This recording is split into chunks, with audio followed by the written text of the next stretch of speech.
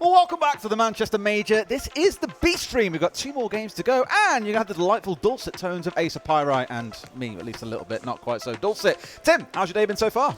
Well, it's been fantastic. We've had some beautiful Siege to watch, an NJR 1v5, that BDS versus Furia game, and I'm just scratching the surface at this point. It's been absolutely cracking all day. It has, yeah. BDS versus Furia, I think we'll look at, and many will look back at and say, game of the tournament so far, because the quality Really of play was just that damn high. And it sets a bar, the thing is, for everyone else to now try and fight up against, including the 2 teams that we've got coming up here. It's E1 against PSG Talon. Get up on the screen here, take a look at these 2 rosters, and you can see what's going on. That Brazil versus South Korean showdown, Tim. Yeah, I think it's going to be a really interesting game, this one. We looked at it, and obviously these 2 teams have lost in the first round of Swiss to Bliss and Bleed, 2 teams that have now gone on to 2-0 each. And I think you look at this matchup, you're 0-1 down. You know, if you lose this, you go on to having best of 3s for elimination constantly after this point. And I think both of these teams have got to look at this and think, this is our opportunity to grab our first win here. You know, they're both, I think, capable of beating the other. And I think we could be in for a real good matchup. We've got Perez on the side of E1, who's their top-rated player. Misa on the side of Talon, that's their top-rated player. And it could be a real showdown. It tells you a lot when the teams that they played first today, the teams they've lost, as we mentioned, being Bliss and Bleed, are 2 of only 4 teams so far that are at 2-0. Like, any other time around, you might hear, oh, Bliss and Bleed, okay, and they've lost to not such significant competition. But for those who to both be 2-0, bringing down big known names in Siege, just kind of say, you know what? Forget about that first game. Oh, I love that little side swipe there, Producer Sam. I rate that big time. But for me, again, it's the fact they get the kind of reset here, right? They get a chance to prove themselves a little bit afresh. And I think both will want to come into tomorrow having at least that 1 win on the board. Otherwise, you're in elimination best of 3s the whole rest of the competition. It's going to suck. It's going to be grueling. So you do want to make sure you at least have a best of 1 tomorrow for a little more breathing room. Yeah, I mean, we've got to look. PSG Talon, for those who don't know, have obviously come out of South Korea. They won it, so they go straight into Phase 2. E1 finished 2nd overall in Brazil, which is no mean feat in itself. They were only bettered by FaZe. And, you know, that may be a surprise to many, but you cannot... you can't overlook that achievement of coming through the Brazil region. You know, they placed higher than Furia overall to qualify for this tournament. Furia only went through in 3rd place from Brazil. You know, that's the reality of what E1 have achieved. So, absolutely no slouches in the server, and could be a tough game for PSG Talon. I could already imagine if we grabbed Fabian, PSG Talon's coach, in case you guys didn't know by now, if we grabbed him for a chat and kind of said, right, you're down 0-1. The team you're up against is now 2-0. What does it say about you boys? He'd be sitting there saying, well, we lost 7-5. It was a really close game. A couple of rounds, we could be the team that's 2-0. And my God, would he be smug about it from start through to finish, Tim. But I guess in their mind, they'll be looking at that and saying, as mentioned, okay, we lost the Bleed, but it was a close game. We still got a lot of belief here that we can get this one done. And dare I say, I kind of lean into them for this. I think they are the team that could get this done against E1 and give themselves a 1-on-1. At least that's where I lean slightly. But E1, you also can't ignore. Not exactly massive slouches themselves, Tim. No, not at all. And, you know, you've got to look at PSG Talon at this tournament. And, you know, I think if we're being realistic, and I think they'd agree with me, it's about the process for them. It's coming here. It's part of a learning experience. That's what they're doing at the minute. Obviously, with Fabian coming on board, he's going to be imparting a lot of knowledge and experience to that team. But it's going to take time. It's going to take time to build, you know, that familiarity. It's going to take time to build the strategies. It's going to take time to build the experience of playing a different brand of Siege for them. And coming here to the Major, it's a fantastic opportunity on land for them to do that and to play against all different styles. And coming up against E1 today, it's going to be yet another style for them to play against. It's going to be yet again something a little bit different, something to learn from. I mean, hopefully so. It's that thing about the tournaments like this, I feel, is when you bounce from playing a North American team to a Brazilian team to a European team to an Asian team, it's just like, oh my God, so many play styles to deal with. You can't possibly sit there and prep for every single team in the competition. Like, it was only a couple of hours ago that these guys knew they were going to play against each other, so you haven't got time to sit down and crunch out VODs. Maybe you've got a little bit of analysis done just to kind of go, in case we do face them, here are the key things to know. They like these maps, they love these operators. This is the problem player to watch out for on that other side. And speaking of problem players, Tim, you raised two players earlier on that you said have really been standing out so far. Should we go through those a little bit? Yeah, as I said, we've got Perez and Misa on both sides. We've got to remember, of course, these teams have only played one game each, so the stats aren't awfully deep at this point. But they were like way higher rated than anybody else on their teams from their respective first games. So, to be fair, those are definitely players to be looking out for, keeping your eyes on.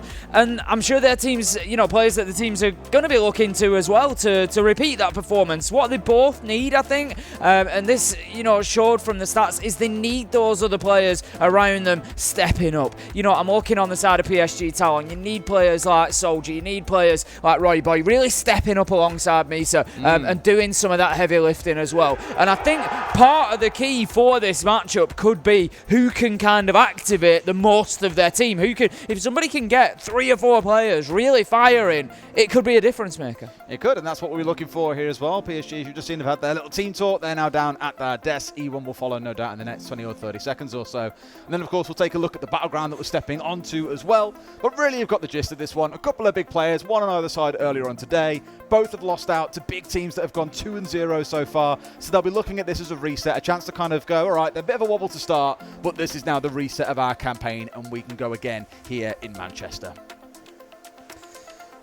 It's both of these teams obviously wanting to stick around in Manchester for as long. I mean, it's a wonderful city. Why wouldn't you want to? Honestly, you are the biggest Manchester advocate. Like the Manchester Tourist Board. And you're not even from here. Give or take. You're not. I mean, no, technically I'm not. So I still love it. Yeah. If anything, that means I love it more. Yeah, that's true. I'll give you that. It is a good city. It's very fun. Looking forward to when we get the actual event underway as well. Like, I've been seeing them building the stage. Yeah, it's starting to get excited. I always love this part of the event when stuff starts like coming together and there's like a real buzz about the place, and it becomes a lot of fun. I love how there's a really funny story here that's worth hearing on the B stream, because on the A stream we get told off for being so casual. We wouldn't, but I'm joking. Carter earlier at lunch.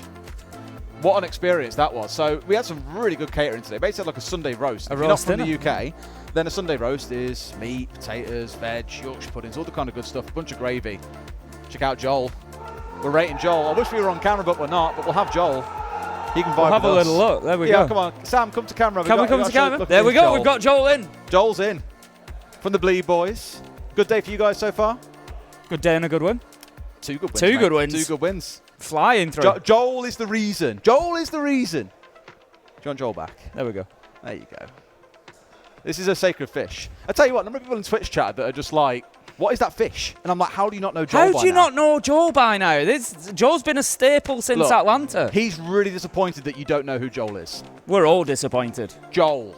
Remember that one. Let's go to maps then, take a look at those and see where we're going to for this one. Thank you very much, Joel. And guys, have a good one. Right, let's get through it. Border going to be the first ban taken away. Gun heavy map following by Oregon. Oregon we saw played earlier on, I believe. That was the game that PSG went to, lost 7-5, so don't want to go there again. Lab's going to follow as our third, and Tim, you can take over from here like an auctioneer. I was going pretty fast there. Chalet is going to be the next ban. Now, I'm a little bit sad about that one. I always like to watch a bit of Chalet. It's still one of my favourite maps in the pool. Labs as well. I enjoy a bit of that. I'm kind of quietly hoping for a little bit of Consulate. We saw some earlier on the game that Doki joined us for, and it's a map that I really enjoy watching. Any Sky enjoys in the chat? I'll take a Sky. Des loves the Sky. To be fair, there you go. Thank you for that. That's dealt with that. I don't hate Sky. It's sort of middle of the. It's sort of middle. I know it's your favourite. It's sort of middle of the pack for me. I think I've got a strong Consulate or Bank are the ones that are left. We'll see where we end up. Both of them kind of similar maps in a lot of ways. Bank is going to be the choice. I don't mind Bank either. And where I say that they're similar, they're very big. A lot of roaming potential. More verticality on Consulate than there is on Bank, depending which site you're on, but basement on Bank, there's basically no verticality apart from the couple of hatches.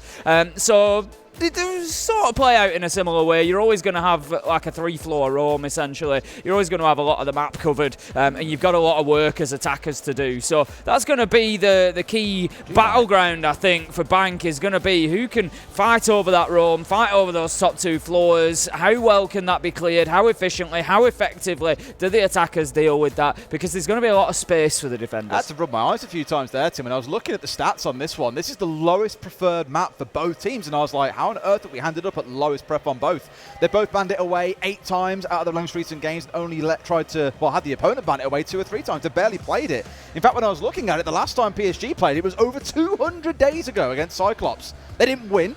So it's one of those that you're looking at and saying, this feels like a bit of a permaban that they've hidden away, and choose now of all games to agree to bring it out. That's a little bit crazy, at least on my books. I'm pretty sure PSG would have maybe expected him to go to Consulate, but a little bit of a twist thrown in there at the end. Certainly not going to complain. But here we go, though, Tim. Bans are underway, and the game is certainly underway too. Well, like you say, I mean, we're going to find out in the next sort of half an hour to an hour. You look at it and you think, is it a permaban because they don't like playing there and it's not one of their best maps, or is it just banned out because, like you say, they're keeping it for a rainy day and they feel like this is the rainy day and they want to get that first win? So, right, we're going to bring out the secret weapon. We will see which it is for PSG Talon as we get underway, of course. But operator bans are coming through. We've got a Hibana and a Monte to begin with. And then followed up by a Soulless on the first defensive ban. We'll see what that comes down to next. The Hibana one really being the interesting one. I'm curious to see if they go with like a... I'm thinking here, not really a Maverick ban, maybe a Thatcher ban, a Kai ban, sorry, is what I'm thinking of on this side.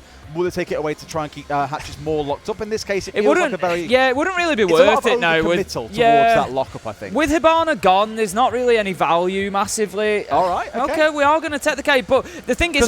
Thatcher's available, Maverick's available. That's what I mean. Really, with the Hibana ban, yes, you're forcing alternatives. Now, generally, I would say your first choice alternative for opening those hatches is going to be Hard Breach Gadget. So you're going to bring your Capitao.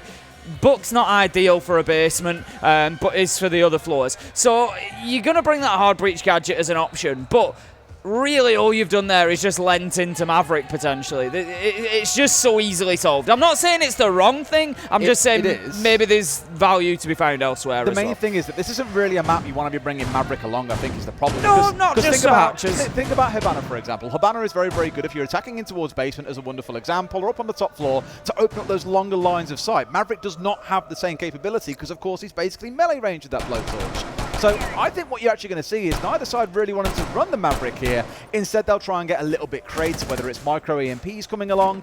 Again, you probably don't really want to bring Thatcher on this map if you can help it too. So it's just going to create a few small obstacles that either team have got to figure out. It's PSG that have got to work their way through it first. And this might be micro EMPs in the back pocket of the Dekebi. It might be the Twitch on side, as you're seeing coming out of Soldier, who is now aptly calling himself Soldier God.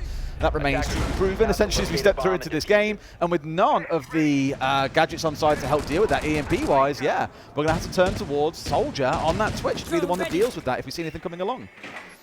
Yeah, I mean, like you said, you know, with the Cade off the board, it's at least going to leave the hatches available. I'm being a moron. I'm looking about to front. You are right, yeah. So it's not really important in that case because they know that it can be denied away. Maybe a tuber out to slow it down, but that's about it. Your other breaches, potentially. I mean, speed, hello. I mean, yeah, you can just run in. Soldiers. That works too. Soldier's going to take down Perez. SDK went along the way as well. You know, who needs the breach when you can just run in and kill everybody? Yeah, why not? Yeah, that's, like I said, you know, the hatches to be dealt with, you're going to be looking at Book. With those hard breaches, you've got 6 hard breaches coming along. You got the Ying, you got the Grim, you got plenty of options there. The Kai ban does allow for that. So I don't know why I was talking and said the Kai was available. That was a real old man moment. It happens, Des, and it's usually me because I am the old man. We're both old now. But like I said, I'll tell you what really hurt earlier when Kendra in the interview was like, I'm an old man now. I'm 25, yeah. I looked at you and I was just like, can't say that. Like I said, there is value in the Cade ban. I understand, I accept that. I just think you possibly could have worked around it as well if you wanted to, but we'll see how impactful it is come the end of things. Royboy manages to pick up pass straight, and we are, well, we're looking at PSG Talon absolutely running away with this at the minute, all on gun skill mostly, just going in and taking fights.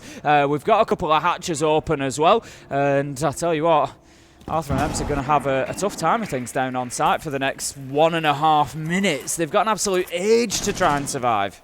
Well, I think it's been a good read by Talon as well, just to identify, okay, here's where the gaps are. We've got players playing upstairs with no support. We can punish them here, and they've just moved at pace. And I think where a few teams fall flat is that the team aren't always doing things together, right? We heard Kendra again in his interview earlier on for SSG talking about how they have 1 or 2 players that go fast and everyone else runs really, really slow. And how on earth, I was going to say, Emp should not be staying alive here. Why he's turned around for a gunfight knowing he's going to be challenged from 2 different angles is a little bit confusing, but pays the price for it. It's a 1v4, Arthur with it all to do on the Echo. That is a clean and easy round from Talon to get things started. Yeah, it's a great start from them. The Korean side just picking up that first round sort of effortlessly, really. I was very hesitant of saying in the 2v5 with them both back down on site, I was very hesitant to say, you know, that this is unwinnable, given NJR earlier on in the 1v5. But you ain't going to say it was on the same site. You're not going to see too many of them in one day. No. I can tell you that for sure.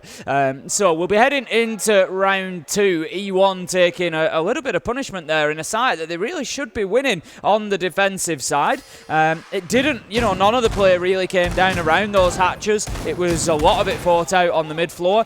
We saw, a final kill coming from, play being pushed around from that sort of area, but honestly, the job was largely done at that point. So heading up to the top floor then, E1 not wanting to double down on that one. They're going to take us all the way up to CEO. Perez is on the mirror. That's the one that I'm going to be watching. We'll set up likely inside of Janitor, I would expect. There's one mirror looking out towards Stock, which is absolutely fine. And I would expect the second one inside of Janitor looking in towards side. To help challenge onto those windows when it comes through. However, look at this. PSG Talon are cooking, Tim. Chef Fabian leading the way with this one, I'd imagine. Looking towards this comp, it is all about the execute blitz for that fast impact supported by the Dekebi. You bring up the glass to play on windows through those light screens coming out from JLT on the sends, and the Lion there. A little bit more damage, I guess, to throw in there, running around on the DMR as well. I'm just looking at this and thinking, okay, actually this now starts to feel very scary. And I love the fact that they've got these, 3 DMRs in pocket, by the way. Even with the glass, too, you consider that as well. You've got so many options to deal with the Azami on the other side, who normally is such a problem. Not really for this lineup. They've really thought this through. Soldier's got another good entry there, taking down Arthur. And the reason that could be important is because with the blitz on side, you've now created a situation where you're probably going to find a little bit of space somewhere because you're only against 4 men now. So,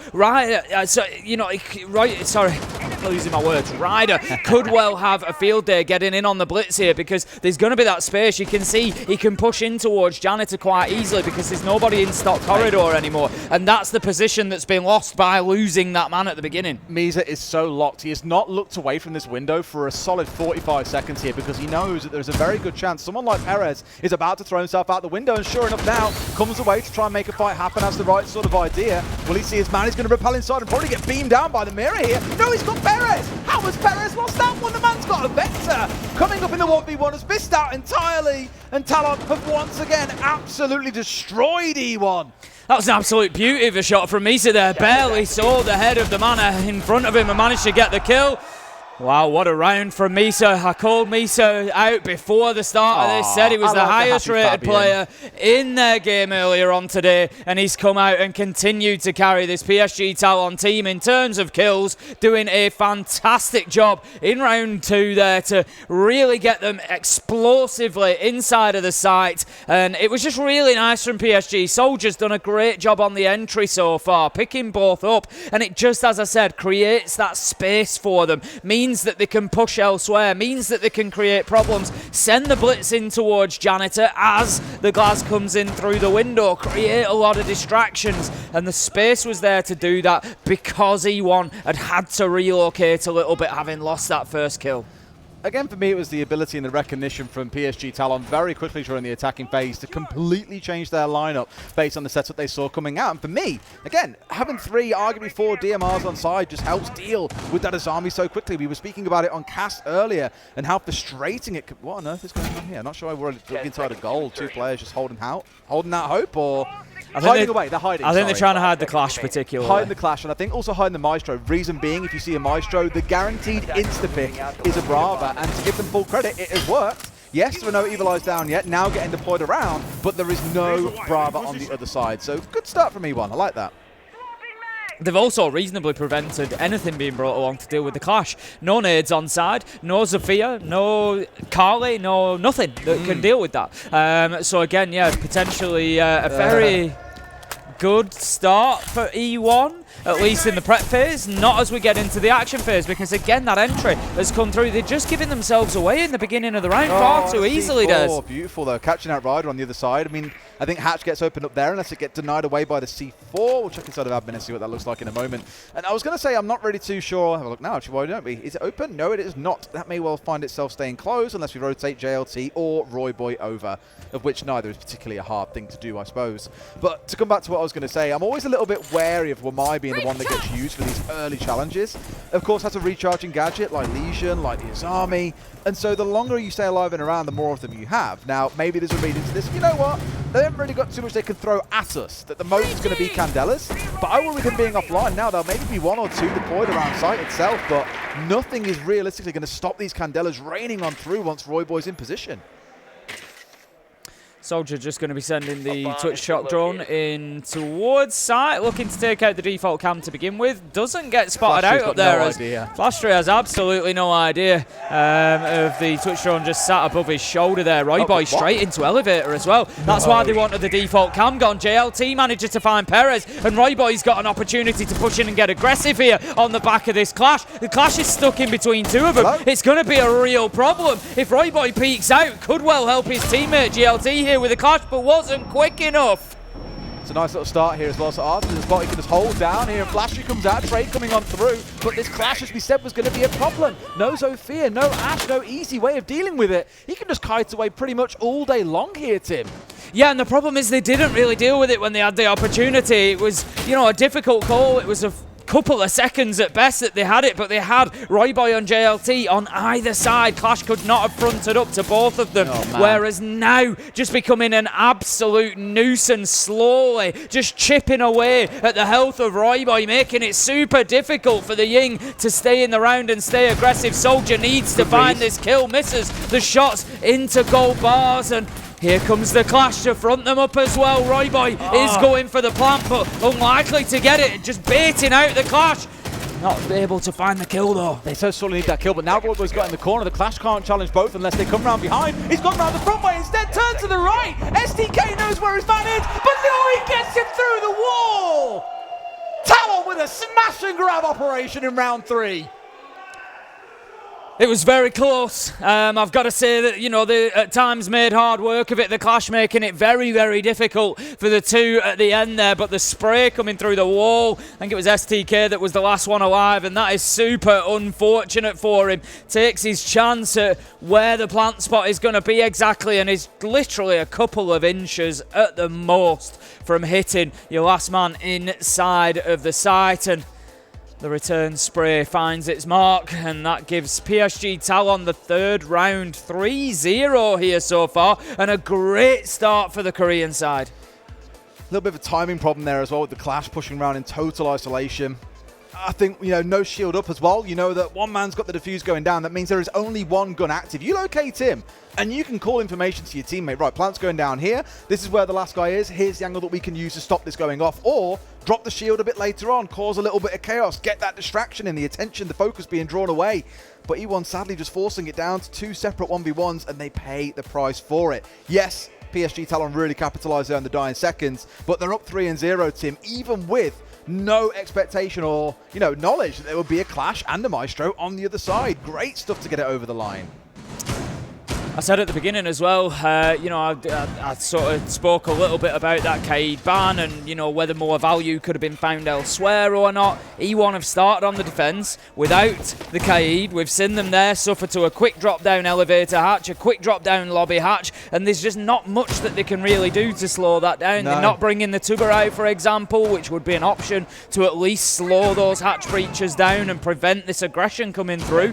But like I said, you know, maybe if you've got the Kaid available, you can at least force PSG Talon to take some alternative choices on attack and maybe just slow things down a little bit. But, you know, it's always a tough one. But E1, I think, definitely suffering maybe to their own choice a little bit at the beginning. When they switch sides, you know, I'm sure it may well work well for them, but they could just find themselves with too much to do at this rate. I was a little bit perplexed how they had a player drop down to the lobby hatch and also have, oh, it's unfortunate, one drop down to the lobby hatch, but also have one dropping at the same time into elevator. And I don't think that's on Flashtree. Like, he didn't realise where the Twitch was and runs off immediately in towards Garage to get rid of a drone that was coming in for him. It was a Twitch, I believe, and wanted to get it killed off. That's what let Royboy get in for the drop and gave away a very key position for his team. And yeah, for E1, they've had that tech timeout now. You've lost 3 rounds in a row. This is where things need to change. Otherwise, this game careers towards the Korean side so quickly. Ryder just looking for those FNATs. Did ping one out, but it wasn't activated. Just looking to see if they can find the 3 that are, and that will potentially slow them down. But it's going to be a little bit of top floor action, I would expect, from PSG Talon to begin with. We see the RAM gadget go in. It hasn't been activated yet, and that will likely just sit and wait until they want a little bit of a distraction. Smoke canisters will go in. I wondered whether it was the Candelas for a second, but they will follow shortly after. Perez, however, does manage to find JLT, but PSG Talon done a really good job there of getting straight in for the trade, and it's Soldier again. He's been so important early in the rounds. Misa unable to turn and manage to find that fight onto STK, but again, the trade is there every time for PSG Talon. Have they got another one in them? Gotta ask the question, was Soldier a few seconds behind the mark there as well, because we had the Ying up on the window, and losing that here is so critical. The Ying is massive for executes, as we all know, and without him available, this will make life at least a little bit more difficult, down to a 2 versus 2. Still 70 seconds to play, so a lot of time here for Talon to sort of regroup, figure out what they want to do. You still got Emps playing on the upstairs, empty when it comes to kills, 0 and 3 in the game. This could be time for that to change. Ryder's looking to just get aggressive on into site here, I think. Going to play in behind a little bit of utility. But we see the Toxic Babe canister go out as well. Just the signal being there that the diffuser was going to go down. The smokes, I was going to say he's in the wrong place, but no. Ryder now has to relocate after taking a load of damage, but Soldier picks up Emps, and all of a sudden PSG Talon have got an advantage here. Flashtree can't really get too aggressive because he's being held, and that now leaves him working against the clock. Ryder is going to be stuck in that corner, but he's there to find the kill. Huge from PSG Talon, fighting their way back in, 4-0. Gets the plant, gets a 3K, drags what otherwise could have been a bit of a messy round over the finish line. I mentioned losing that Ying could really have come back to bite them. You're looking at the Candelas, you're looking at the smokes to make magic happen. But when he's off the board, you lose a lot of that execute power. Got to ask though, Emps, you're down to a 2 versus 2 and the man's in Narnia. Yeah. Like, why is he still up on the top floor at that point? Like, you drop that hatch, if there's someone sat inside of Archives watching through admin, you're dead to rights. And I think that's exactly what happened. He just came running on through, and Soldier was like, oh, a freebie, thank you very much. So, end round looking a little bit messy at the moment for me while we look back at how the Clash round was played, look back at how that one was just played. I'm not saying they're throwing away rounds, but they really aren't doing themselves any favours. I think ultimately 3-1, you know, the question now is, or the requirement now is adaptability. The game plan isn't working. What they're trying to do isn't working. But when I look at that, and so my next question to myself is, right, well, what do they do? What do they change? What do they adapt? And I think the problem is that it's actually a very difficult thing to fix because they're losing gunfights. They're losing gunfights repeatedly, and if you're not hitting your shots, you know, yeah, I can say, well, just click on the head, just find the shit, but that's one of the only things you can do, apart from maybe playing a little bit more turtle on site, you know, playing behind your utility a little bit more, trying to use mirror windows as much as you can. Just give yourself deployable shields, just as much advantage as you can in those gunfights. Well, onwards we march. This time round, with it being up on the top floor, it's going to be all about these windows. And you know damn well that Talon are going to be far more mindful of what we saw last time round, which was Perez getting inside of ATMs and doing a little bit of damage. Yes, he was traded out pretty much immediately after, but again, taking that Ying offline is a real stinger. And in this round, more than any other, the Ying is so critical. There's no sends, there's no other smokes, there's no real nothing to work with them on that account. So Misa is MVP of the round. He is Mr. President. He needs protecting until they start pulling the go trigger. I was just going to say STK is going to get himself caught out here, and as you said, it's free. Just far too easy, and this comes back to what I said. E1, what are the changes that you can make? You can win your gunfights. You can stop giving yourself up to PSG Talon. You can't give yourself away like that. It is a big, big loss. The Fenrir, they're stuck with the FNATs that are activated. They can't be changed around now, regardless of where this push comes from PSG Talon. JLT, exactly. They just prepared for everything here at PSG Talon. It's no wonder that Fabian's walking around the back of him looking as proud as he is, because they've absolutely read into this fantastically well. Because they're shagging Tim. Absolutely shagging him so far. Like, this is the first time now at least seeing a little bit of fight back coming out of the other side. It's halfway into the round. They've lost 2 players trying to be aggressive. Again, I'll give full credit towards Misa and the other player that was on the rappel. Misa sits in that spot for half a round and is only rewarded when Perez finally makes a jump out. And that is why you'll see players sitting and holding these angles for so long sometimes. Royboy knows that he's got a man pincered in this corner here. Emps with the right sort of idea too, but has got to be careful he doesn't find himself shut out from one of these windows. Yeah, I think they both know about each other, and Royboy knowing that that was really a tough position for him to fight from, and I think that's actually a really smart move. He's got diffuser, he's on the ace, just get yourself out of that situation. It's a dodgy place to be anyway because you can be attacked from stock window as well. Really tough position, and he just needed to get out of there. They didn't want that diffuser down in no man's land. Can't find, oh no, he did find the shots there, Arthur. I thought he was going to miss that Candela, but is still flashed out as the flood comes on into sight. Royboy manages to find Flashtree. Emps does step up and find Misa. 3 versus 2, 3 versus 1 as Soldier hits Arthur. The diffuser going down. Nitro will just force him off that for a second, but immediately straight back. Emps is going to go for it from underneath and manages to spray through, but this is still recoverable with 15 seconds. They have no information though, no idea exactly what's going on here. If they hold on to this angle, they should be in a great spot. And there it is, they've got him covered down. Spotted on a drone, no doubt. Emps taken out. And at this point, Tim, it really feels like E1 are just running on empty. Everything going the way of PSG Talon. Yeah, it's absolutely fantastic from the Korean side so far. As I say, E1's game plan just really not panning out for them at the minute, and it's a tough one. You know, what do you do? What do you change at this point? They are certainly going to be feeling beaten up, of course, losing that first game today as well. They're staring down the barrel of those 2 losses and heading into the elimination stages of this Swiss phase. So, E1, I'm not going to say it's now or never because it's not quite there yet. You've got one more round before you face Matt Point, but 7-0 at this point before heading into those best-of-3 elimination matches would be devastating. Oh, wouldn't it just? I mean, I look back at those games from earlier today and we said, okay, you kind of get a pass for those games. The one that was more dominant was E1's loss. They lost 7-3, weren't really in the way too much of Bliss. And all due respect to Bliss, they put on some really good fights and some incredible games over the last few tournaments, all the way back when I think about it to even a couple of years ago. But they're a team that you would look at and say, that's a team that you should be able to put a fight up against if you're coming in as one of the top few teams from Brazil, a very, very competitive region. But E1 got washed over quite comfortably in that game, 7-3. They're being utterly dominated right now by PSG Talon on the attack inside a bank. And again, for a map that neither team have played for quite some time, and it's their least preferred map. I think E1 last played it like 35 days ago, so not a terribly long time ago, during the regular stage either way. But you'd expect to see a little bit more coming out than what we've seen so far. Like between them, you can count the kills on the left-hand side of your screen. 12 kills across 5 rounds. Barely even close to a round win, Tim.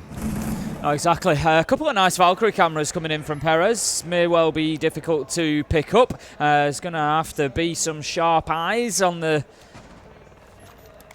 side of the attack to be able to find those, pick those up. Misa is just going to be holding that long angle for the time being. Knows and is waiting, and sure enough, right sort of idea. The MPX might be a B shooter, Tim, but all it's got to do is find the head. Simply won't do that. Manages to get himself away live here, probably counting his lucky stars somewhat as well, as Royboy being chipped down at the same time. Flashing with the right idea, coming down main stairs as Royboy does finally hit the deck, but Ryder's coming in with a call to try and support him on that one. The E1D ringing out, and it feels like for the first time, we've got E1 slightly in the lead, even if only momentarily. Flashtree looking to just make the peek around the stairs here and challenge on to the bottom. I think he's fairly aware that there's somebody in position. STK locked in this corner, switches to the shotgun, but the long angle is going to find him. Yeah, it really wouldn't have been any good, but Flashtree meanwhile does manage to pick the man up on the main stairs and find one. 4 versus 3 now. Sees his man, can't quite find the shots though. Warden there taking a lot of damage. Arthur just needs to be careful with any further challenges. He does, however, it's only going to take one shot here from realistically any gun for him to go down. Sees his man. Bro, hello? Like, surely this is where Arthur takes his shot, but no, has opted not to, and Ryder's got away with a freebie there, Tim. Yeah, he has. He's really escaped there without any damage, and he really shouldn't have got away with that one. 4 versus 3 though. E1 looking to hold on, but Ryder it is who manages to pop up again now and find the kill onto Emps. 54 seconds left to go, and E1, they always feel like they're just on the back foot, like they're just holding on. Bro's just slapped in through the soft touch, and Emps has been basically AFK, seen on a drone clearly, and taken out for free, and it's down to a 3 versus 3. That's as free a kill as you're ever going to find, I feel, at this point. For PSG Talon, you brought it back to a pretty even ground. You've got the Candelas on side to play with. Yes, Arthur is still online, but he's only got about 10 HP to his name, Tim. He should be dead to rights. In goes the Candelas through the floor. Nice try. We don't often see that use to them too much. Of course, they can be used similar to a fuse charge, 2 versus 1, as Ryder goes in and manages to get a trade, but unlikely to be picking up any more at this point. I think his location is known. He's moving in slowly. It's going to be a little bit chancy for him now to try and get in. Oh, he does get one, but the trade is there immediately, and E1, they pick up their first round. I'll tell you what, I was nervous then because Arthur, bearing in mind again, was on 10 HP. A single swing to the left and a trigger pull would have been enough no matter where it hit to see that round go in the way of Talon. But really, pretty much all of that round can come down to Perez, I think. And it's worth noting, that's the only round where we've seen E1 pick up an untraded entry kill. They only got 2 entries across the entirety of the half. The first one, though, if you recall, was him getting the kill from ATMs, or it was outside ATMs, but getting the kill up onto the Repel player, immediately being traded by Soldier. In that round there, they got rid of Royboy, and there was no response from the other side. So the first time we've seen them ever take a stable numbers advantage, dare I say, and then get it over the line with a 2 versus 1 that could have gone horribly wrong. It's a single round the board, Tim. It means they're not staring down match point for the entirety of their attacking half. But I've just said there what I think the problem is. Attacking half. Attack requires so much more team play and time work, I feel, on your side as a team. Like, sure, you're the ones who sort of dictate the pace and where the action happens. But I just don't think PSG Talon are going to sit there and wait for you to come punch them in the face, Tim. They're going to make this real difficult for them around the map. 10 seconds left before insertion.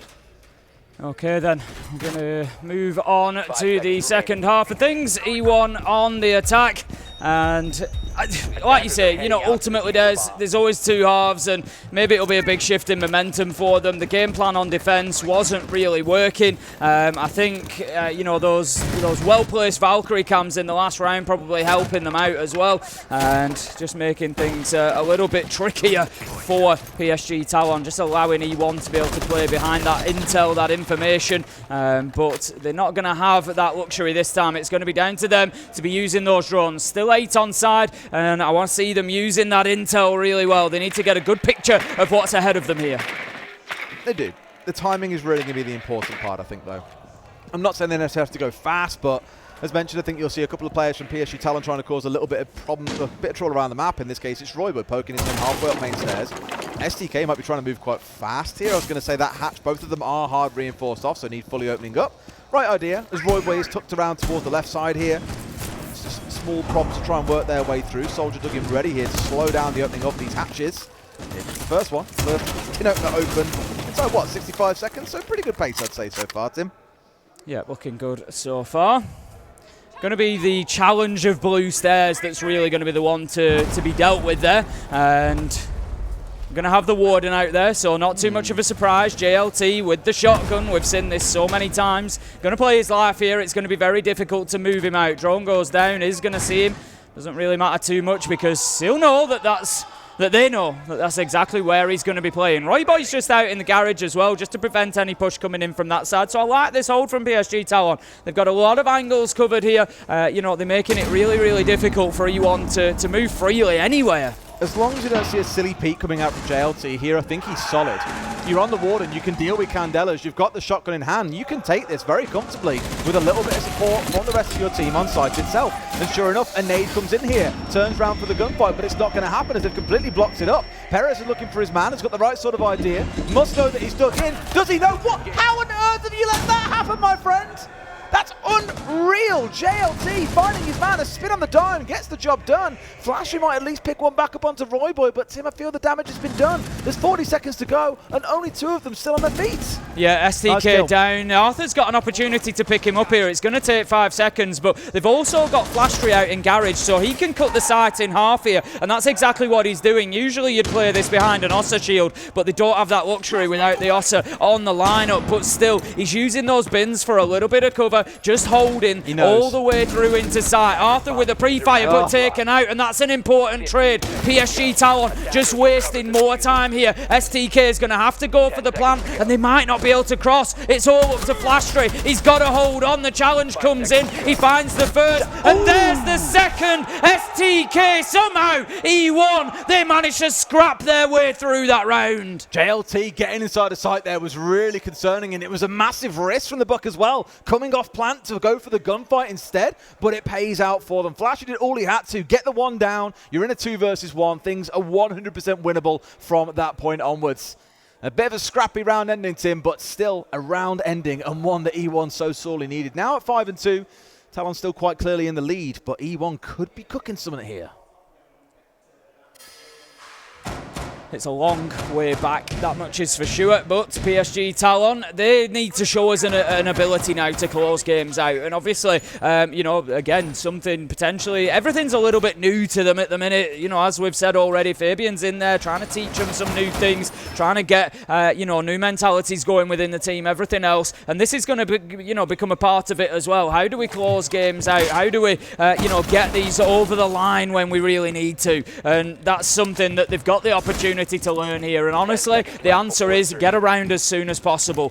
You're on defense, get this basement held down, get yourself onto 6-2, get yourself onto that map point, and just give yourself as much time as possible to get it done. They know that they were close last time around, so I think they're going to be doing sort of much the same here. Well, the lineup is exactly the same as last time. What has changed though is the attacker lineup, right? We've now got the Blitz coming along for Arthur, and Emps has moved across to playing on the Lion. An early call coming out here as well. So let's say call, obviously E1, these scans are like the right word to use. But just coming out in case there was anyone looking to go too aggressive on windows or doorways early in the round. Confirm there isn't. Those last two now probably want to start being safe when we start thinking about the push in with, of course, this Blitz at the helm. SDK just going to open that up. Yep, the push through into the Warden, but it's not necessarily going to have the impact with the flash, but it didn't matter because SDK was in there behind as that secondary gun and was able to take down JLT. Fantastic start from E1 to clear some space. Oh, almost collecting two, and Arthur's the one who's down to a slither of HP. There's no smoke on the other side, Tim, and no C4s remaining. They're going to have to do this one the long and hard way, which I think is going to be holding site aggressively, making use of the Azami like both rounds now. We've seen Ryder dug in super cheap. All going to find itself still staying closed at least for now, so it's going to be a little bit of a dance here, waiting for this to hopefully time out their way through and then be able to get themselves an execute coming on through. Wall locked up once again. No impacts to come out there to try and lock this one away. This will get opened up no matter which way they want to look at it, Tim. Everything is open, and E1 have got the 5 versus 3. Yeah, there's going to be no opportunity now to freeze and close that wall up anymore. We see the exothermic detonating, so that's going to clear that up, and that's going to allow Arthur to go in now, get that shield on his back, and think about getting a plant down. But Royboy, he's just trying to hold that long angle. Can't find his man, but then does on the second attempt. Can he stop the plant? No, he's just hitting the shield, and that is why you send in the Blitz, get the shield on the back, 4v2, they've got the vertical. This should be E1's all day. And Royboy's moved himself up, but Perez is the one walking away as the hero of this round. 3 kills for himself, and a great execute coming out of E1. What I really want to commend them for is we talked about that swap of operators, the Blitz being the main thing. They identified their main sticking point in that last round was those blue stairs. As we saw, they lost out to the Warden when they tried to push on through, just quite simply couldn't make him move away. So bring along the Blitz and rush his pants off instead. He can do nothing to get his glasses on fast enough when you're charging him down, and you see the outcome of the round far more convincing than the prior. Now that gap is only 2 rounds, Tim, so understandably, Fabian steps in, calls in the tack timeout. Just wants to try and calm the nerves, I imagine, here for the side of PSG Talon. It's not been a good start to this half. No, not at all. It's been a tough one, that much is for sure. Fabian, of course, going to try to, you know, have as much impact as he can. As we said, obviously, you know, there is the language element there. There is that language barrier potentially. He's feeding that information in, and then it's being, you know, disseminated to the rest of the team. And they've got to try and get everybody on that same page within that short space of time from what Fabian's trying to, you know, impart the wisdom that he's trying to deliver to them. A bit of a history of bananas being eaten on stream in this game, I'm afraid. Seems like it'll never go away. Who was it that had that before? The whole banana eating thing? Pamba or NJR? It was on Dark Zero. I want to say I think it was Pamba. I don't know. I think it was MJR. Was it? I think it was NJR. I don't think it was. But my memory's failing me. Yours is failing you, so. It was all the way back in Charlotte. I think I remember that rightly. Yeah, they were cheering for it back then, yeah. I do remember that. It was a good while ago now, back in 2022. The first event back with the live audience, actually. It was. With Charlotte. It was very good fun. Enjoyed it immensely. Right, top floor. This is where PSG are going to stake their claim here going into round 9. Giving up on their dreams of winning basement, at least for now. They're going to change things up on the top floor instead. Nothing super significant to note. The main thing I'll probably look at here and touch on those is the fact that there's no IQ coming in here for E1. There is a Valkyrie on the other side. Probably more by decision I'd expect from E1 here, thinking they can deal with it, or that they're not too worried about these Valkyrie cameras. For all we know, Tim, they're trying to hit the site hard and fast with the lineup they've got. That to me screams much more about getting these walls opened up, getting vertical control from below, blowing out the castle barricades and the windows. So I do think it's going to be a bit of a slower round coming out here. Yeah, I think you're right. There's going to be a lot for them to clear, a lot for them to do. I think it's a good time for a tactical timeout. E1 creeping back in. Hopefully Fabian for PSG Talon has been able to just say something that's going to buy them around here, that's going to get them onto that map point. It might just be that breaking factor for E1. Mita just trying to stay in position on the Azami for the time being with the keeper barricade there. Flashtry, however, does manage to find the kill. Perez has got the long angle locked down as well. Just a little bit conscious of any potential flank coming in from the bottom of square there, but it's not going to happen for the time being, so he's safely staying in that position. Yeah, Mita's threat in this round, again, really insignificant because you have those 2 DMRs coming in from the line and the Twitch. Seen a lot of teams, of course, running it at this event, I imagine for that exact reason. Just take away some of the strength that you see coming out of the Azami, and we know that PSG Talon have really enjoyed running it across these last 3 rounds, just admittedly not to the sort of effect that they would want. Square control has been lost, they've got the side swipe, they've got the windows control, they have got a player running around downstairs to him, and that's the next thing I'm watching out for on the side of PSG Talon, is can they do anything with this player working his way through it. Soldier, who's found himself in below here, a C4 from below, more pre-placed than anything, but Perez is aware. Yeah, he's just going to be holding that angle, but how much time is this going to burn? Because the push ultimately doesn't look like it is going to come from that position. Like you say, Soldier actually just pre-placing that nitro, really wanting to keep himself in a position to be able to detonate it, to be able to keep himself in the fight. Manages to pick up Emps as well, and that is the problem with not dealing with that player underneath. A minute left to go, and E1 might just have a little bit of a problem here because they're starting to have their attention, have their focus pulled elsewhere. Soldier was the X factor in this round, and like I said, I wanted to see what it was that he was thinking about doing, and the fact that he gets with even a single kill is pretty significant here, because now the questions will start forming in E1's mind. Where is he? Where's he going to appear from? Will he kill me again? We don't yet know, but otherwise 2 kills have gone the way of E1. Yes, Ryder gets 1 back, but it's enough control that they feel they need. SDK underneath once again, but Ard has been brought down by Soldier here as well with a C4. They've left him unchecked, and the damage that he is wreaking upon this team is massive, Tim. It really is. Perez is going to be looking for that long angle down from Vendin, just trying to use Stock Corridor and Janitor to get something going now, but PSG Talon feel comfortable in just sitting in here. They're trying to hold their angles. He knew that he was around the corner. I think there was a little bit of intel there. Perez managing to find Ryder. Plant going down from STK as well. Soldier has got it all to do, but can't, as Perez manages to find that kill, and E1, they continue 4 rounds in a row now. They've been able to fight back, and they are in touching distance. Round 6 onwards, Perez has really warmed into things.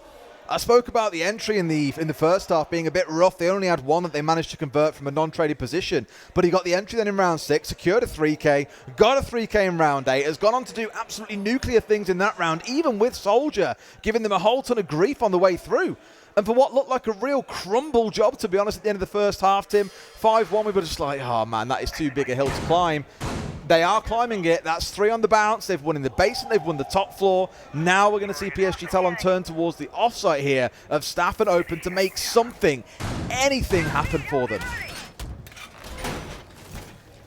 PSG really struggling on the defence. That much is fair to say. Like you said, they've just got to try and get something, anything going. I think we're just going to have a quick little rehost here. We've just got a little bit of a tech issue that we will get resolved. But yeah, PSG Talon, to be honest, this tech issue, I don't know if it suits more. You know, we often talk about this when we, you don't get to choose when they happen. It looks like, I don't know if it's a problem on the side of E1 potentially. It certainly seems to be from what we're seeing on the cameras there. But, one way or another, does it just help PSG Talon to just get a couple of minutes to be able to have that little bit of a breather? They can't have a discussion, but they've had 4 rounds go against them now. They maybe just need that little bit of a mental reset.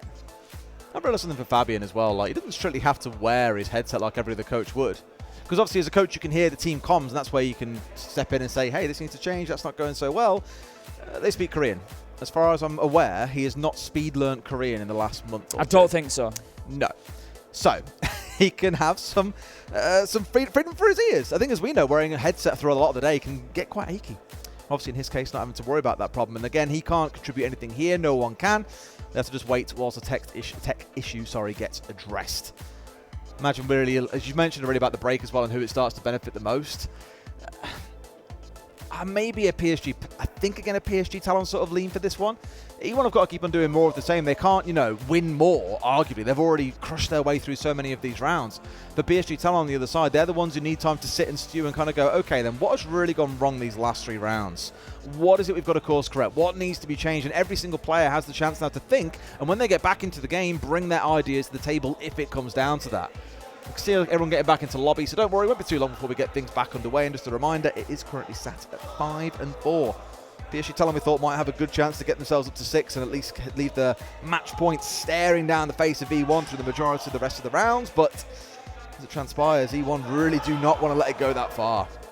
They can still come back and win the 7-5, Tim. That's the craziest thought. Yeah, at the minute they really could do, because obviously there's not going to be any sort of switch of sides. There's not going to be any change in momentum there. PSG Talon are struggling to get a defence done, and that's all they've got left to them unless this goes to overtime. So right now, PSG Talon need to lock something down. Otherwise, E1, like you say, just going to run away with this. It was a 5-1 half. The only way to come back and win in regulation is to go one better and go 6-0. And at the minute, they're not a million miles away from that. Or is it? No. The more I keep thinking about it myself, for PSG Talon, just what's been kind of like crumbling for them across those last few rounds, I think it's been that change in pace. We spoke about it back at the very start of the map when PSG Talon were the ones making use of that. Some rounds were very, very fast, some were very, very slow. We've seen E1 bringing along counters to deal with the Warden on blue, for example. Just every time it feels like Talon are getting into any kind of comfort, there's a new type of play being thrown at them by the side of E1. And so I think, truthfully, it's going to be on Talon, as mentioned, to sit there, think about these ideas during this tech pause, come back and say, right, here's what we need to start thinking about here. We're the ones who are going to have to innovate and try something different. Otherwise, this game is just cooked. Yeah, exactly. Exactly that. E1 have certainly found their momentum at the right time. They've, as I said, on the defence, they just couldn't really get anything going. I think the game plan wasn't working, but getting onto the attack, it is just a completely different sort of vibe. It's a different mentality. It's a different momentum. It's a different set of challenges, really, and it's a set that E1 have certainly lived up to a lot better than they were able to on the defence. I think we are almost about to get back in. Don't worry, you won't miss anything. We always like to just make sure that everything is sort of up and running as it should be before we take you back, but we will be back there any second. I think that's the wrong round score that we've got locked in there. I think it should be at 5-4 instead, so imagine we'll go into another quick rehost there to get that one balanced in. So we'll have another quick rehost. And that's why we don't take you back straight away. No, that's why we wait sometimes, and that's exactly why we're going to wait while we get that one addressed and recycle back up again. So bear with us for another couple of minutes on that one, guys. I want to talk more about the UK culture for our visiting friends. There's a fun one I had last week. So I was over in Austin last week for a work conference, and I went for lunch with someone, and it had been chucking it down outside, and I just said, "Oh, have you bought a brolly?" And she looked at me like I was crazy. She's like, "Brolly?" I was like, "A brolly," and she's like, "What's that?" I was like, "Umbrella," and she's like, "Oh, brolly." I was like, "Yeah." I've never really thought about it, but you're absolutely right. I didn't realise it was such a UKism. Yeah, I guess it's kind of a, what do you call it, a colloquialism? A colloquial term, yeah. Yeah, it's... She did turn around and say to me, I'm going back to the office now. Is it a bit of slang? I don't know which you call it. Slang. It's not really slang, is it? I'd say definitely more colloquialism. It's like a casual term for an umbrella. Yeah. Probably. It's easy to say. It rolls with the tongue better as well. And she was like, "Oh my God, I'm so going back to the office and using that term from now on." I mean, we get plenty of use out of them here in the UK. I tell you what, I bought a brolly and then the wind got so bad. It bends it inwards and stuff started snapping. Yeah, I've replaced it since. For that reason, that's why I personally don't use a lot of them in the UK, because it's usually windy if it's raining. We don't tend to get one without the other too much. The only time I tend to use an umbrella is if I'm playing golf, because you're kind of out in the open. You're kind of very stuck and exposed. Yeah, you've not really too much of a choice. But again, you have this exact same sort of problem. Is in the UK, it tends to get whipped inside out pretty quickly. Yeah, I just take a really, really good approach here, and gamers everywhere have mastered this art. It's called not going outside. Yeah. Don't need a brolly if I don't need to worry about it then. It's honestly genius. Makes me so proud. Players are all back in lobby, so we'll be loading back in just a second, and then we can get things underway. A few more nibbles of a nana. What about that one, nana? See, everyone else says that. Like banana, obviously, is what we're referring to there, but nana, we say, is a casual thing. Do you reckon that's just a UK thing as well? I don't say no. I mean, I wouldn't. Never said nana. You want some nana? Yeah, when my daughter was like 18 months old, maybe. That's what I mean. Yeah. But that's a term people would use. It's elsewhere. not something I'd say to like my friends. Because they don't say. I think if I came to you and said, "Do you want some nana, Des?" I think you'd look at me like, I'd be "Why like, are you talking to me like I'm a baby, nana, Tim?" Give me nana. Yeah, that'd be it. No, but like I was thinking about it because like in America they say banana. They don't say nana.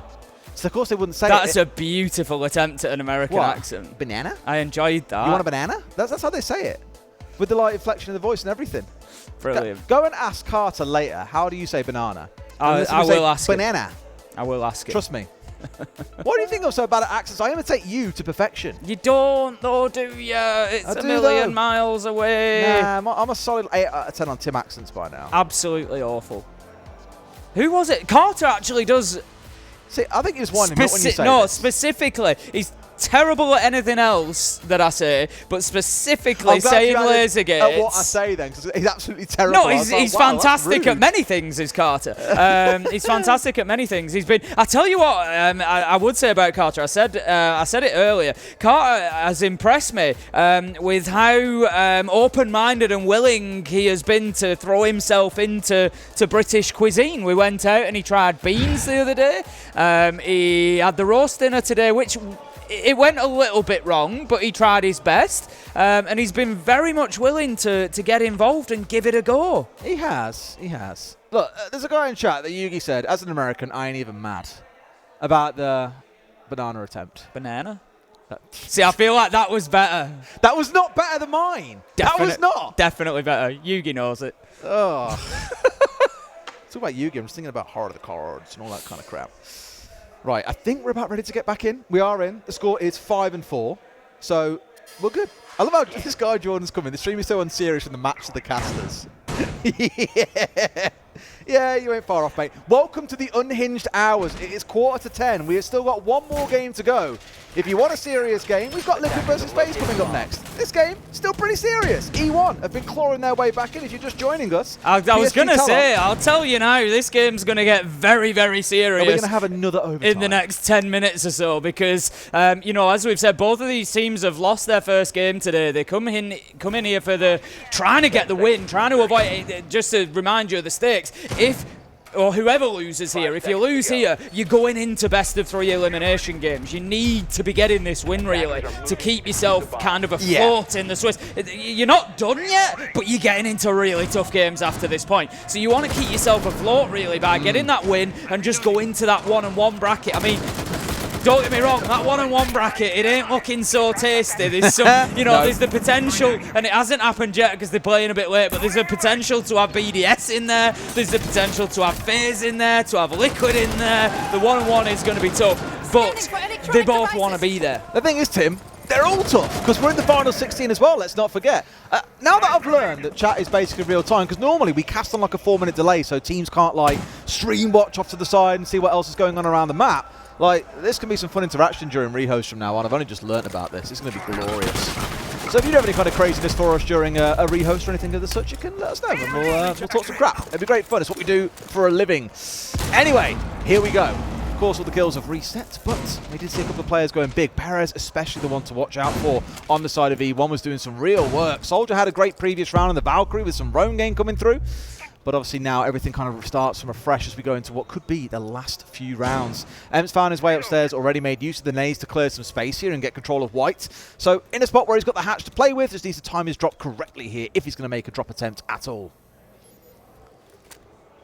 Soldier just pinging out that little bit of utility that's on the wall. Should have had it. You can't lose that, Ryder. No. And I think that's one of the big differences at the minute. Kill's absolutely flying in, and we end up in a 3v3 somehow with a flurry at the beginning or in the mid-round there. And Ryder, you've got to be winning those kills. That's the difference for me for PSG Talon. You know, the start that they had when they were on the attack was fantastic because they were winning those fights time after time after time, but they just haven't been able to the same when they've been on the defense. It just, I don't know what it is that's changed. It's been the gunfights. However, JLT manages to pick up a big one, gets forced out by the nade, and FTK finds his man behind the counter. I'm glad to see that we're still at a circus here coming into round 10 team, because this round has been back to front, balmy from start to finish. STK knows where his last man is here in Soldier. Again, he's had a pretty... No, what the... What was that? Has found his man through the soft card, and now it's him. There's still so much time. Flastry going to be able to get the diffuser down here as well, and Soldier's now the one that's got to try and win this one back. I was about to say, it's not like the days of old. He's got a magnification scope now, but it ain't going to stop Flastry. Gets the plant down, gets the closing 1v1 kill.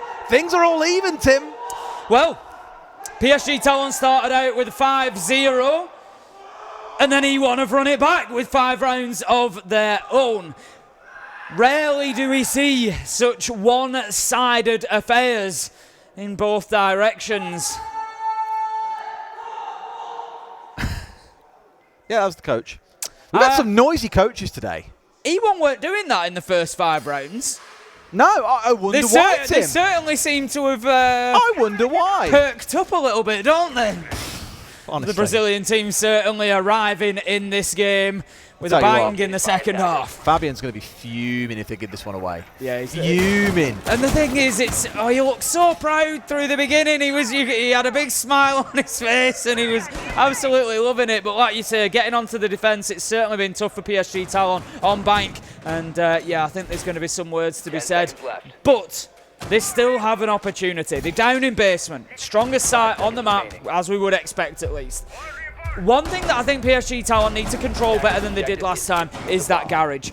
Royboy was out there, they lost Royboy, and they had the Capitao able, I think it was Arthur at the time, was able to come and sit on the bins and just watch down red corridor and cut it in half, and that was a big part. They did end up winning that fight, but enough damage was done that STK could then get off the plant attempt and find that final kill. So for me, that's something that they really need to improve upon here, PSG Talon. Keep a hold of garage and keep a hold of servers for as long as possible. What be Bruni to chat with is I can't wait for the Fabian tweet post-game. The things if you speak to a player or a coach on a team after a game they've lost, they say, well, I know we lost like 7-4, but there were 3 rounds there that were ours to win and we threw away. I'm like, to some degree, but also the team had a part in this as well, let's not forget too.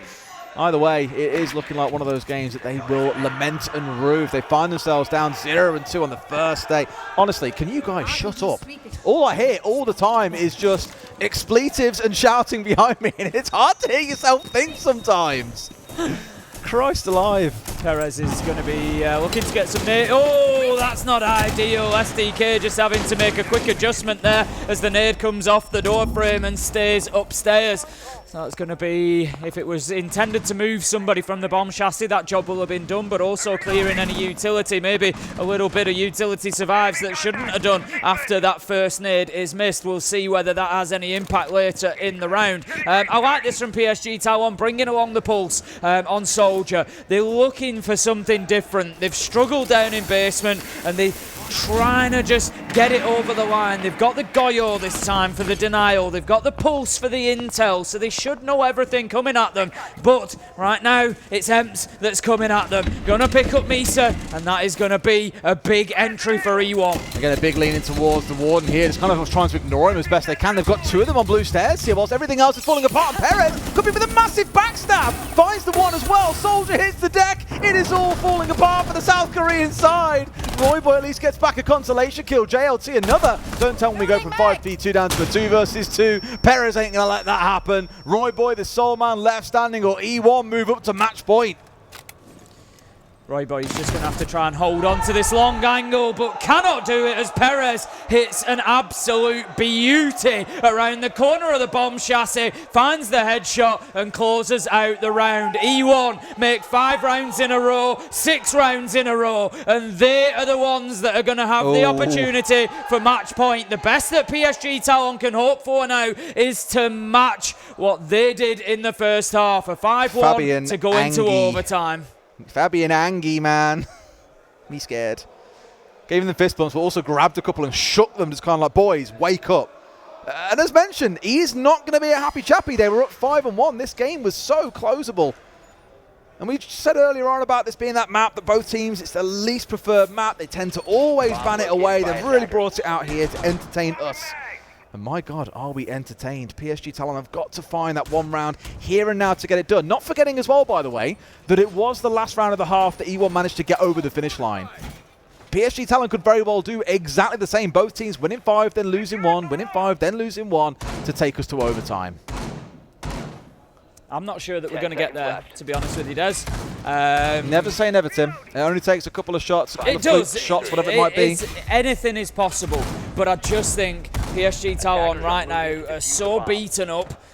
I'm not sure that there's going to be a way through this for them. E1 are just on cruise control at the minute. Since they've got themselves on the attack, there's been absolutely nothing stopping them. Looking at top floor, they attacked it back in round 9. They were able to get the win. Flashtree kicked it off with a kill on Tamisa. Perez got a 3K. There wasn't really too much that PSG Talon could do to keep them from winning that round. And in all honesty, it's going to be a huge task for them here to prevent it. The barbed wire is going to be cleared off spiral stairs, so already there's an avenue in there. We're going to see stock wall open, so JLT is forced back. I've spoken about this stock corridor location at length previously and why it's so important. Once that gets cleared out, you can push towards pressure in janitor. Ryder might have to move or adjust for the push into that corridor, so then it opens up your window player. It really can be one of those strategic pieces to remove. Key thing in this round for me, the only DMR we've got is in Emp's back pocket. He can't go around clearing out all of his Azami Kiba barriers by himself, and where we've seen Ying be such a staple in the attacking lineup, it is not here in this round. I'm a little bit nervous that actually E1 haven't really got the tools to get the job done, Tim. They haven't got enough bites almost coming in, you know, 2 hard breaches coming out. Flores, okay, going to help you get rid of some castle barricades, but the Azamis can come back out to cover up those holes that get opened up. Again, I don't really feel like they've got the tools for the job, and I think here, PSG might be able to get it done. I'm a little bit I agree with you. You're on a top floor attack. Where's the Ying? That's what I'm surprised it's not a thing. Just bring the Ying along and try and force this one. STK does manage to pick up one and gets himself up onto the top of marble stairs, but Ryder is there to find Arthur, and they haven't dealt with this position yet behind the mirror window. That would have been a big key. They go in and just aim over the top of the head. Ryder picking up Flashtree, and Ryder has decided that one way or another he wants a few more rounds, but STK, even stunned out by the yokai, manages to stun Misa with a beautiful headshot there, just whipping around and deleting his man. He's got a good idea that there's one potentially down there. How many times are they going to push Ryder in the same way? He's just kept himself crouched and got kill after kill. It's all up to STK nowadays, and I don't think he does this. He's got it all to do against 3 players. I just do not think with 30 seconds on the clock that PSG Talon are going to give him a thing. Again, I come back to the lineup. For me, Tim, it was weak. It didn't really have any bite to it. It wasn't going to present a real threat to the side of PSG. And just like we saw back in that first half, 5-1 and 5-1, we go to overtime. We're going to get a few more rounds of this, and we'll see whether that can break the mentality and the momentum of E1 and just try and put them on the back foot a little bit. I think we've got a little bit of a tech issue, so we're just going to have a very quick pause while we get that resolved before we head into overtime. But I tell you what, there's credit where it's due to PSG Talon there. That round, not an easy one for them to pick up. They've been absolutely battered over the last 6 rounds. E1 have had the way with absolutely everything, and then they turn it around. You got to dig deep there to get that done. It's going to all come down as well to who breaks this curse now, because it's going to be Talon starting on the defense, Tim. That's a bit of a stinger, given that we've seen 5 attacking round wins by both teams, 10 in total, only 2 defensive rounds won. And in case you are wondering why we're in a tech pause, you saw a second ago tapping the microphone. Not quite sure it's in 100% health there. I think it's JLTs that's playing up for us. We'll get that sorted and then look to get ourselves back into the game. It's quite important to be able to hear each other, Tim, in case you didn't know, in a game of Siege. Quite important, to be fair. Quite important. We're back on the banana. I'm sure it was MJR. Maybe it was. Let me just Google it. Siege banana. Not banana charm. Honestly, it's such a long time ago is the problem. Of course, let's get the call out for the whole thing. It was MJR. You were correct. Yes! Well I love done, being Tim. right when it's me and you. Yeah, Tim, hold that L in second place here in the fantasy, right? Yeah? Yeah? Give it a rest, mate. man. I'm going to be I've climbing just won the today. EUL Fantasy. You've won nothing I yet. didn't play in that. That was the qualifiers to play against me. You've won absolutely You earned the right to play me, yet. and you are losing. I tell you what, I won EUL without even ever having a single BDS player. Who did you have? Bring it on. Exactly. Who did you have? I found value, my friend, throughout the league. Uno sorted me right out. Okay. Uno put some serious points in. A lot of plants, a lot of clutches from Uno. I had Doki for quite a lot. That's a good one. Picked up a lot of entries. So you mean you didn't have High Tom, by the way? So you didn't have BDS, but you had G2? I didn't have G2. I had Uno consistently throughout. I had Doki for a few games. Right. I had Azza, and he scored me an absolute ton of points through EUL. Look, I swear to God, Fabian's going to start punching them in a minute if they're not careful. I feel bad, like, look how small they are compared to Fabian. I know they're sat down, obviously, but he's not like a small bloke. He's quite tall. He is quite tall as Fabian, yep. I think he's a good 6 foot, 6'1". Yeah. I feel like he could snap him like a twig if he wanted to. Dangerous. So let's not get too excited, Fabian. We have got overtime to get through first and foremost here. As mentioned, Talon are on the defense.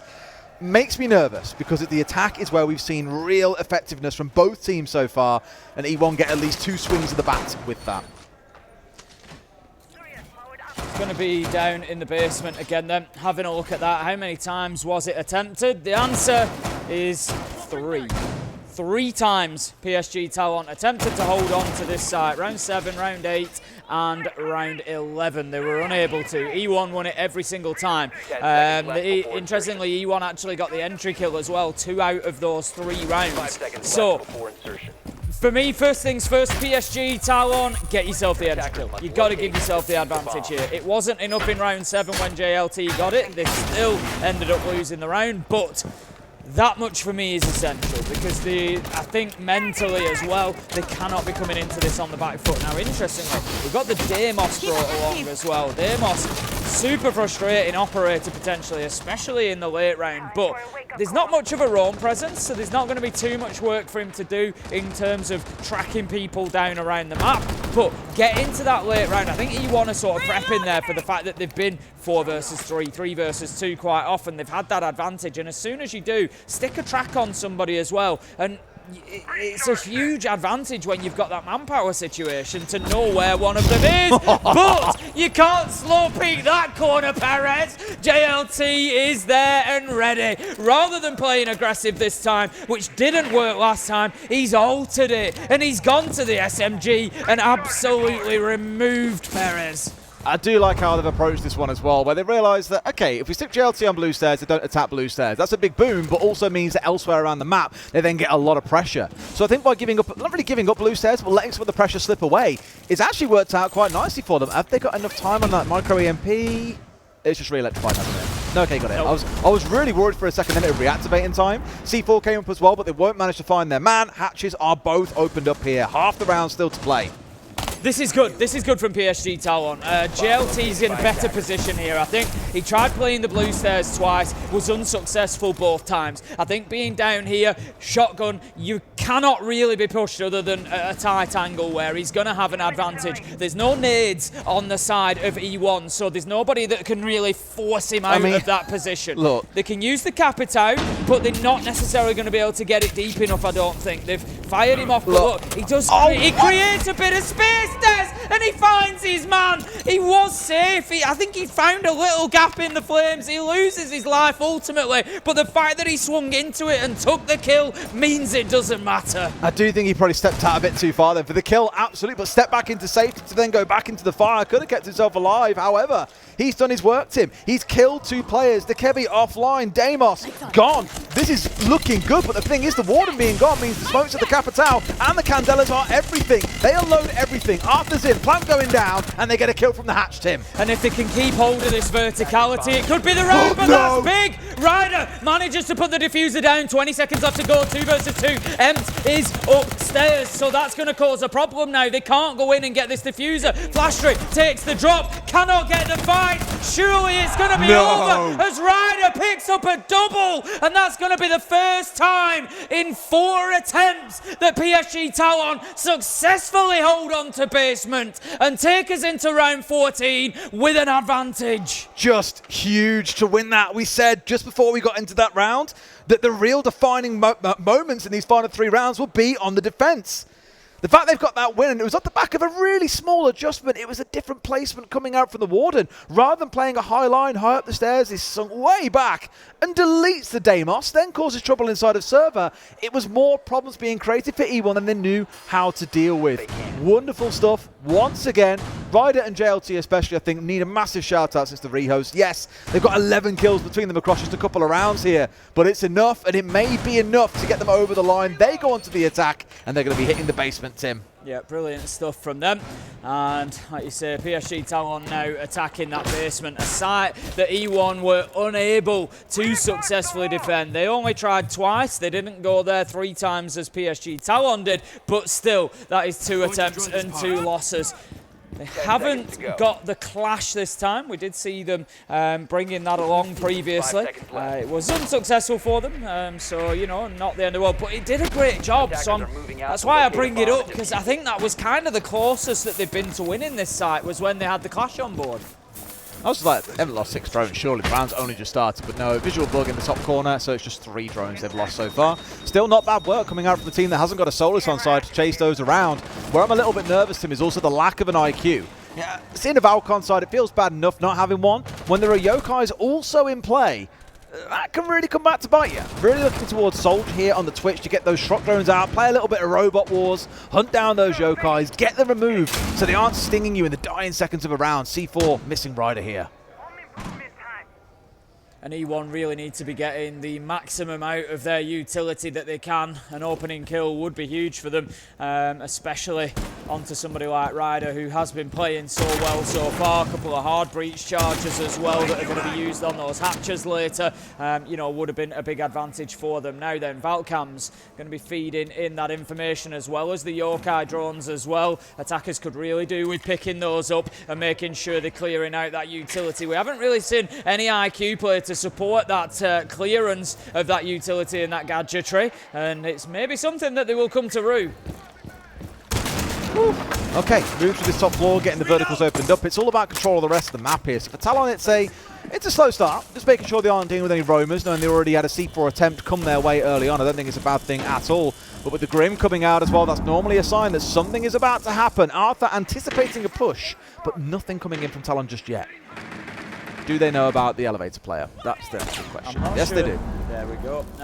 Just going to be picked up there at that point. STK. Right to play here, I think, given the aggression that they played with last time with the Ying. Royboy going down into the elevator and trying to push from there. So they've tried to keep hold of that for as long as possible. The Grim is going to force it out. Royboy again, so it suggests he's maybe going to be the one to take that elevator hatch. But with a minute left to go, PSG Talon really need to be finding some kills, and sooner rather than later.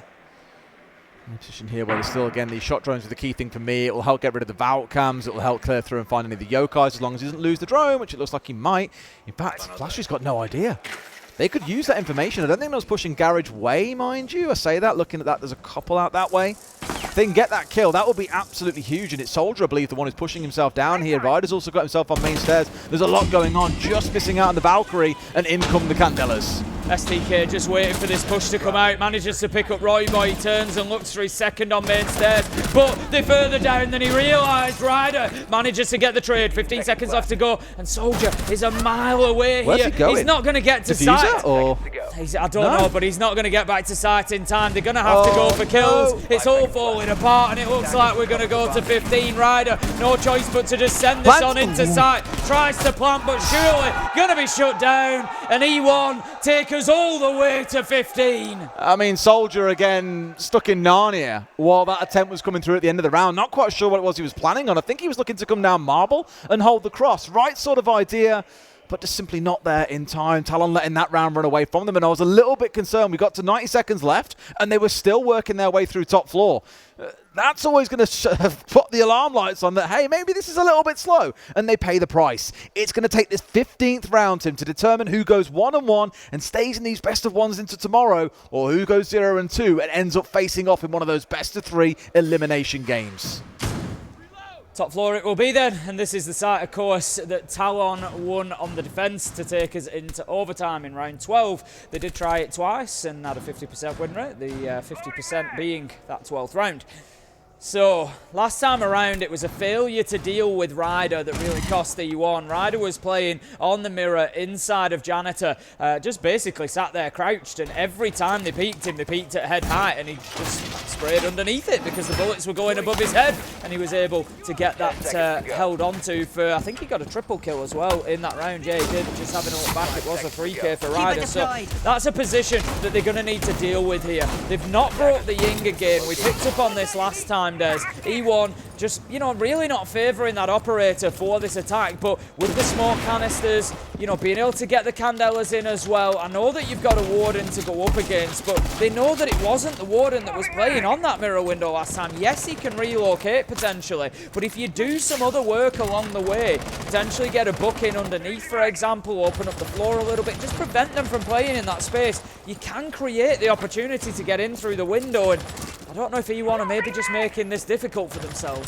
I spoke about last time round too, how they hadn't really brought anything to be the X factor in their round, right? It looked a little bit kind of aimless. The double hard breach was okay, but didn't have anything to deal with the mirrors, for example. Didn't really have anything to upset the other side, and Talon looked very, very comfortable for the whole thing.